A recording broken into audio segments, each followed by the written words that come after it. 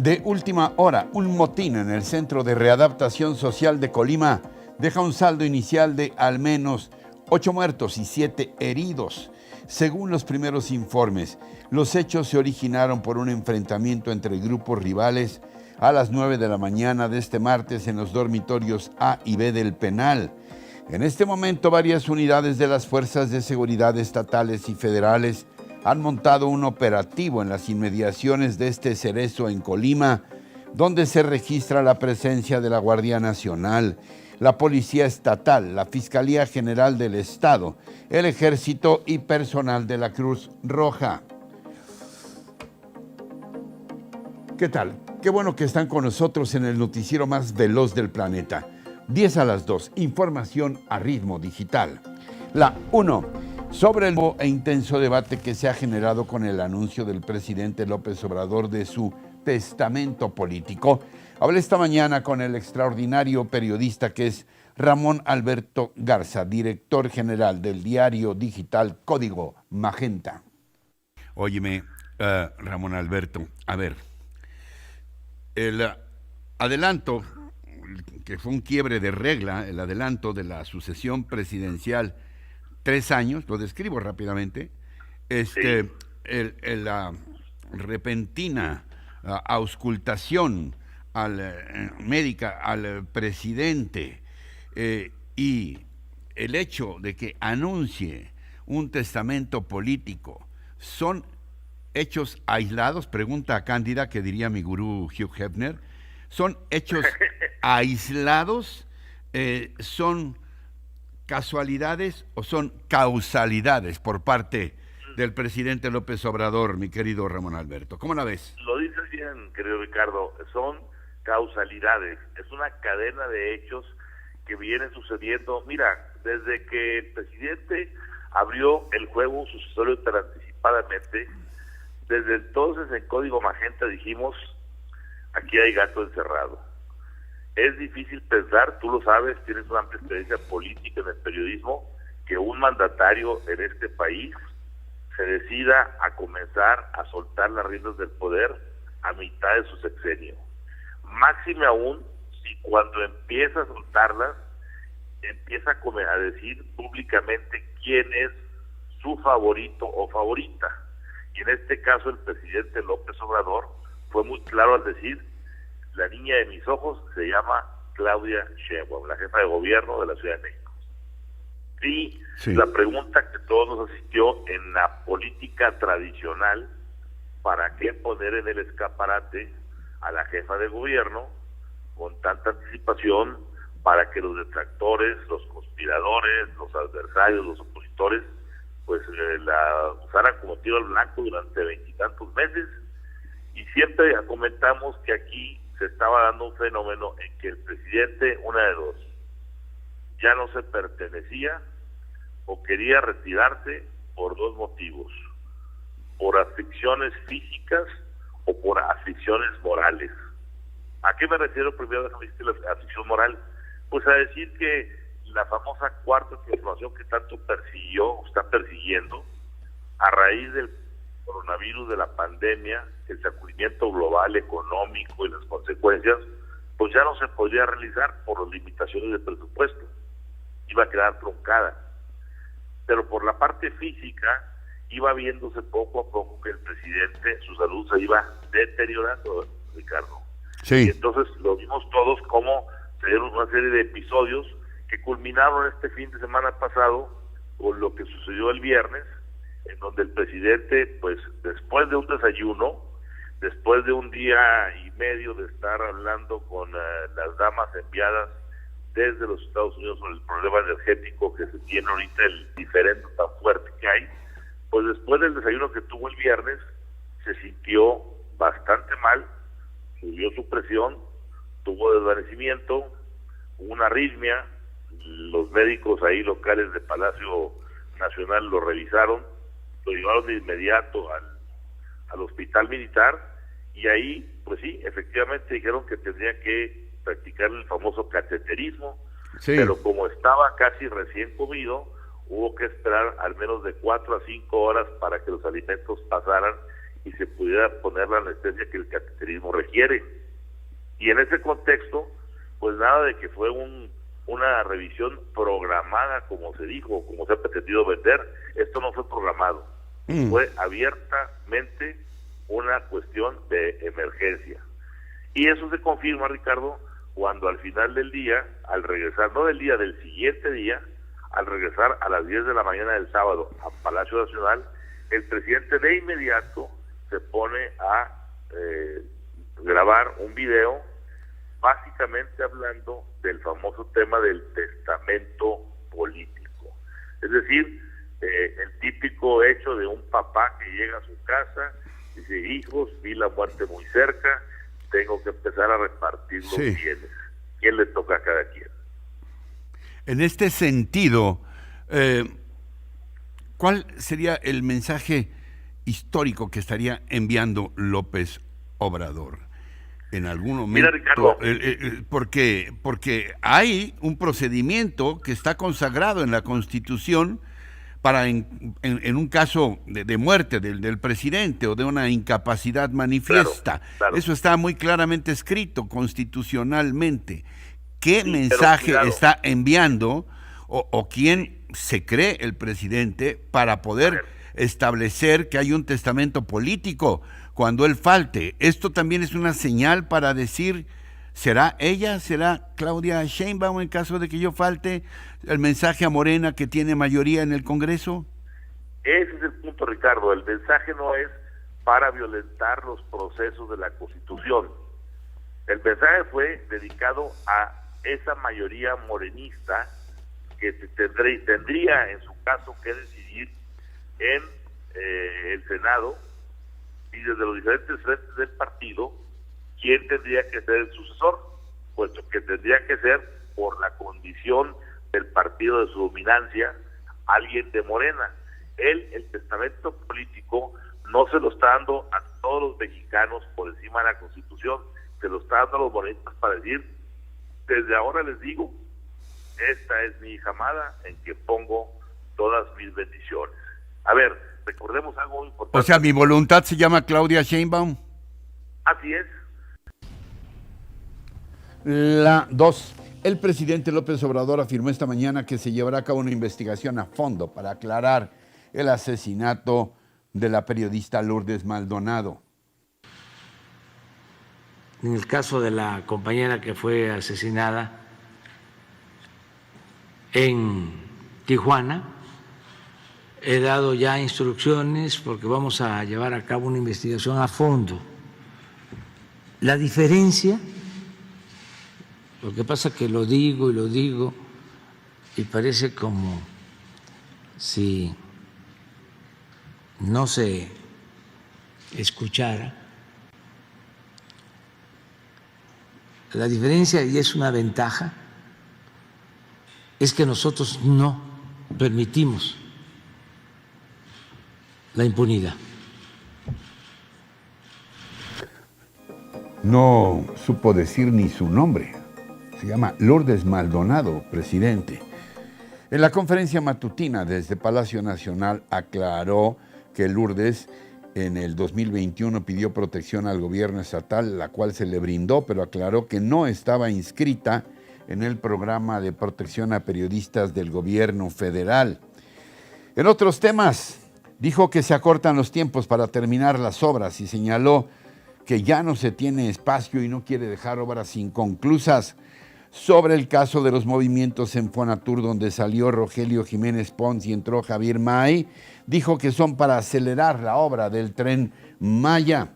Y el presidente tiene prisa, anunció que en los próximos fines de semana hará giras de trabajo a diferentes estados del país. El próximo fin visitará el sureste para supervisar en privado precisamente los avances del Tren Maya. El siguiente fin de semana visitará Hidalgo y después acudirá a Sonora, Nayarit y Sinaloa. La 3, como todos los martes, contamos con el privilegio de su palabra. Es Ana María Olabuenaga y su bala de terciopelo, quien hoy nos habla de el gobiernito. Ahorita que empezaba con este comentario, pensaba si no es esta la definición que nos determina. un sino que nos domina, pensar en chico. Y si es así, más nos valdría aceptarlo y dejar de aspirar a algo, aunque sea mínimo. Aspirasteis, aspiracionistas. ¿Estaremos ya acostumbrados a mirarnos al espejo y sabernos poquiteros? A tomar de sorbitos el cafecito o el chocolatito, no porque sepa rico, sino porque somos mexicanos y nos es familiar ordenar el tequilita con su limoncito y su salecita.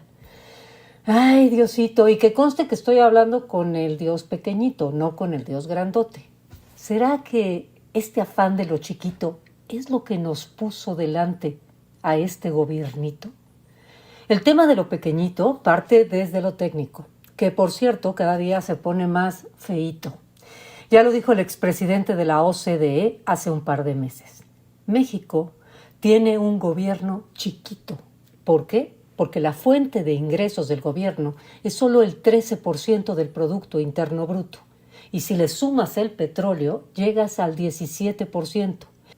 Y ya ni hablemos de nuestro aeropuertito, de donde saldrán las aerolíneas chiquitas y que es 3 veces más pequeño que el de la Ciudad de México. O el Tren Maya, que ahora por un error tuvieron que moverle tantito nada más el trazo, con lo que se perdió parte de lo ya construido e invertido.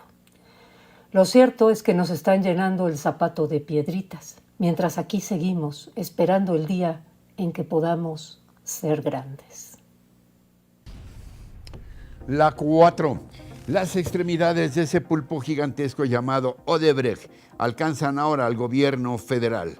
Y es que resulta que la Asociación Mexicanos contra la Corrupción y la Impunidad ha revelado los nombres de 2 funcionarios ligados a la 4T que podrían estar involucrados en los sobornos de la transnacional brasileña. Después de que la Fiscalía General de la República diera a conocer el expediente completo del caso Odebrecht por órdenes del INAI, organizaciones y medios periodísticos compararon los datos que habían sido ocultados y descubrieron información relevante en el caso. De acuerdo con Mexicanos contra la Corrupción, dicha información involucra a Leonardo Cornejo Serrano, un alto directivo de la refinería de Dos Bocas, quien intervino en el sexenio pasado en la asignación a Odebrecht de una obra en Tula, Hidalgo.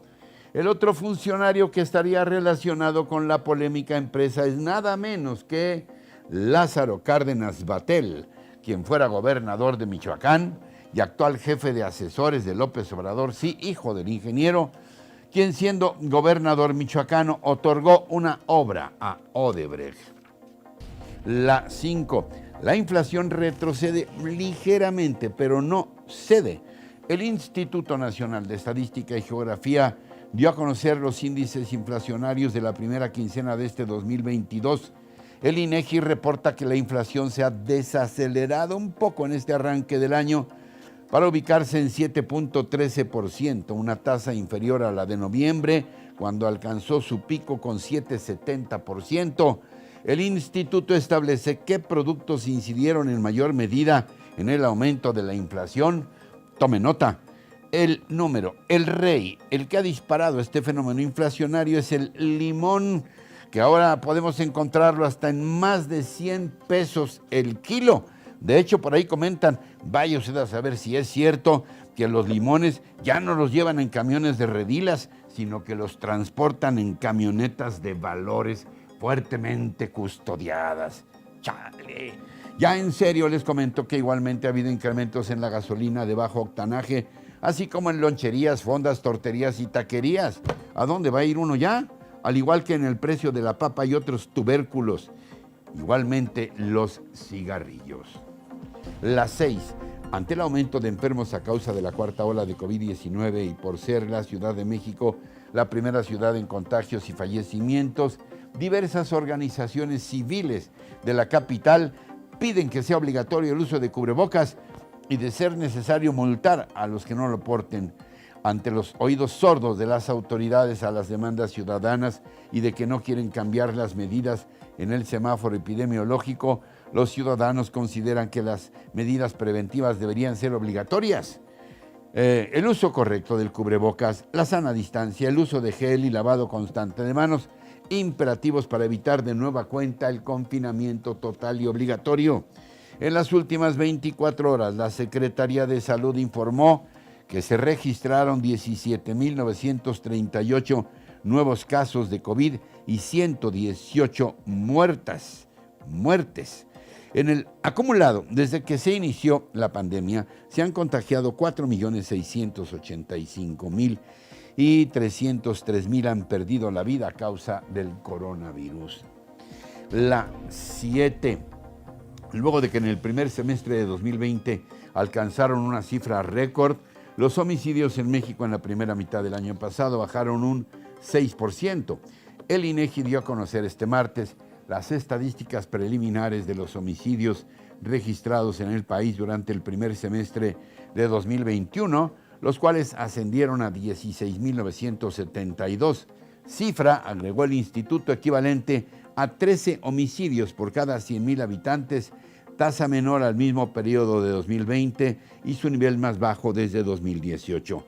En medio de un contexto de pandemia, en los primeros meses de 2020 se registraron 18,057, es decir, hubo un descenso de 1,085 casos. Los homicidios con disparo de arma de fuego ocupan el primer lugar sobre objetos cortantes y estrangulamiento. La 8.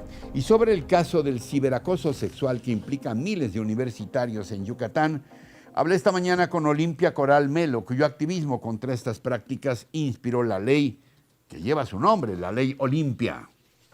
Olimpia, yo siempre he confesado mi ignorancia en estos temas digitales, pero desde luego no podemos dejar de conmovernos por eventos como el que se ha denunciado por parte de los colectivos Sororidad Anáhuac y UADY Sin Violencia acerca de una red de ciberagresores que a través de un grupo denominado Zorritas de la Universidad Anáhuac del Mayab en Yucatán intercambia en una plataforma contenidos sexuales de mujeres.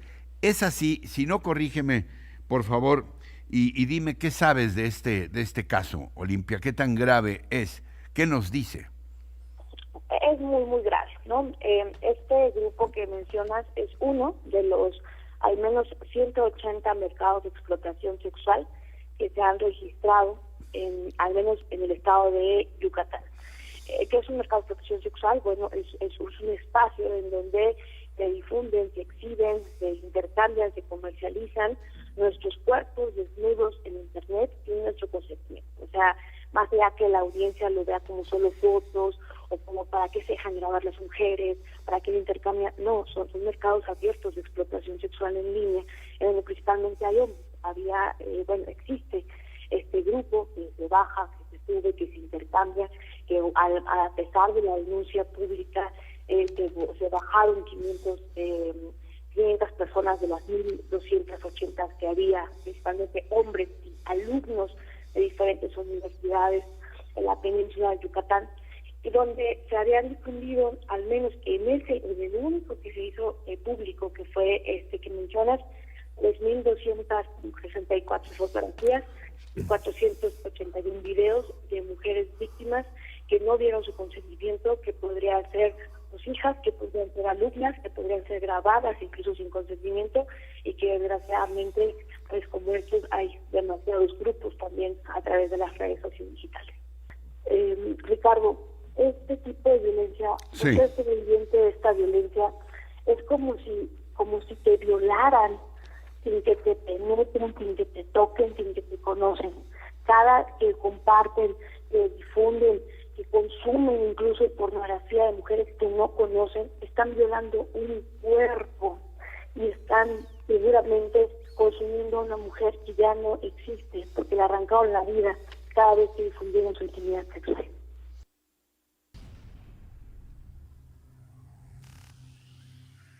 9. Crece la tensión entre Estados Unidos y Rusia. Una eventual invasión militar a Ucrania por parte de Rusia, como advierten potencias de Occidente, mantiene las alarmas encendidas en todo el planeta. Moscú niega tener intenciones de invadir Ucrania, aunque ha movilizado a cerca de 100,000 soldados hacia las fronteras con esta ex república soviética, según reportes de inteligencia de Washington. El presidente ruso Vladimir Putin asegura que la organización del Tratado del Atlántico Norte, la OTAN, alianza militar que encabeza a Estados Unidos, está expandiéndose hacia Europa del Este, incluido por supuesto Ucrania, lo que considera una agresión a la seguridad de Rusia. La Casa Blanca ha dicho que Rusia pagará un alto precio si invade a Ucrania, por lo que se ha comprometido a respaldar a este país convertido ahora en una especie de bomba de tiempo.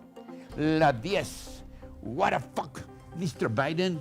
Menudo oso el que protagonizó el presidente de los Estados Unidos, Joe Biden, al término de una conferencia de prensa precisamente sobre el conflicto Rusia-Ucrania. Peter Doocy, un reportero de Fox News, aprovechó la ocasión para incomodar un tanto al presidente Biden con una pregunta sobre la inflación que alcanza ya el 7% en Estados Unidos y la repercusión que podría tener en las elecciones intermedias en este 2022. Biden contestó brevemente, pero no se dio cuenta que su micrófono seguía encendido y entre dientes arremetió verbalmente contra el periodista, lo que quedó grabado en video y por supuesto en audio.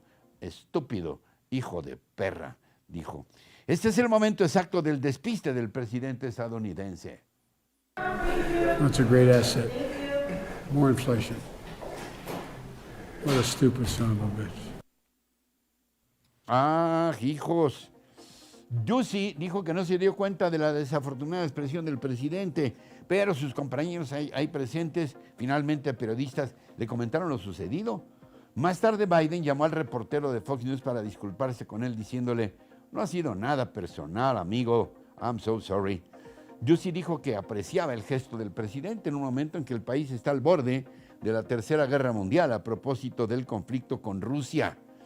Y así, incómodos, inesperados, llegamos al final del día de hoy. Pero recuerden que tenemos una cita de lunes a viernes en 10 a las 2 y en todo momento con nuestros contenidos completitos en nuestras redes sociales y por supuesto aquí en nuestra página rochainforma.com. Hasta entonces, hasta siempre.